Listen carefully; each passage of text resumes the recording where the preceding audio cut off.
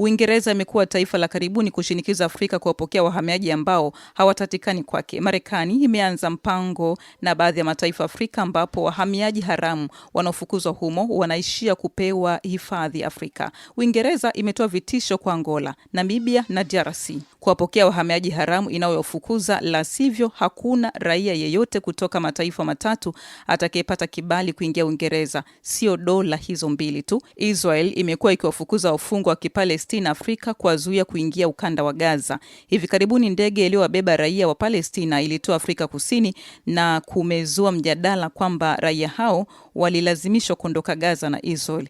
Tahariri ya Shisia Wasilwa inaangazia hatua ya dola za magharibi kufanya Afrika kama kambi ya raia wasiokaribishwa kwao. Ulimwengu unatazama kwa mshangao na hasira jinsi mataifa ya magharibi yanavyozidi kuitumia Afrika kama jaa la kisiasa la wale wanaochukuliwa kama wasiotakiwa, wahalifu, wahamiaji haramu au wakimbizi wenye historia tata.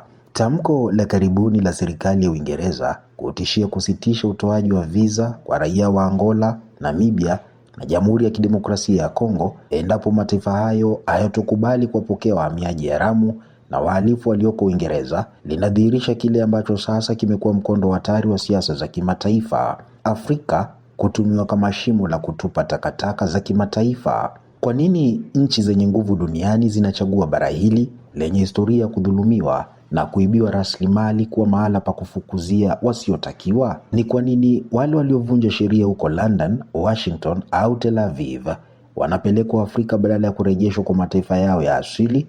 Baada ya Israel kutuma wafungwa wa Kipalestina katika mataifa kadhaa ya Afrika, baadhi yao wakiwa njiani kupelekwa Afrika Kusini, Marekani nayo imewahi kutumia bara hili kama sehemu ya mikataba ya siri ya kuhamisha watu wanaochukuliwa kuwa mzigo kisiasa.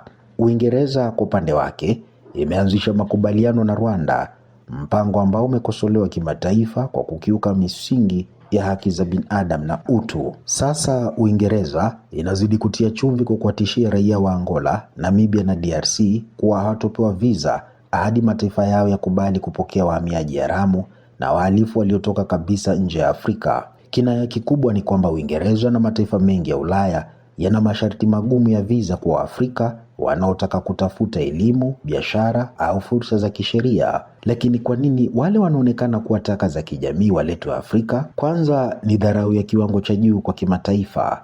Afrika si bara lisilo na sheria, si eneo lisilo na hadhi. Afrika ina mataifa yenye katiba, mifumo ya uhamiaji na mipango usalama.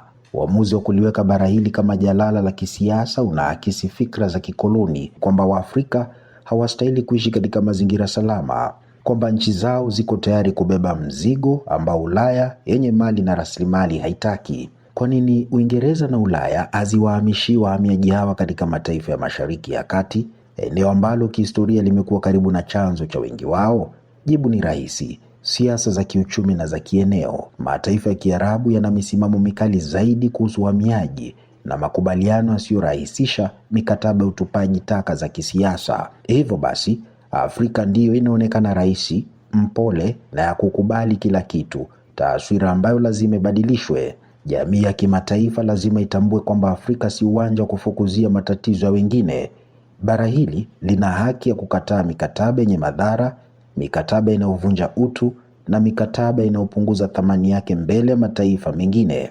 Badala ya kuwapokea wahalifu wanaotokea miji ya Ulaya na Marekani, Afrika inahitaji ubia wa heshima, wa elimu, biashara, teknolojia na maendeleo. Ni wakati wa viongozi wa Afrika kusema wazi: Afrika sio jalala la dunia.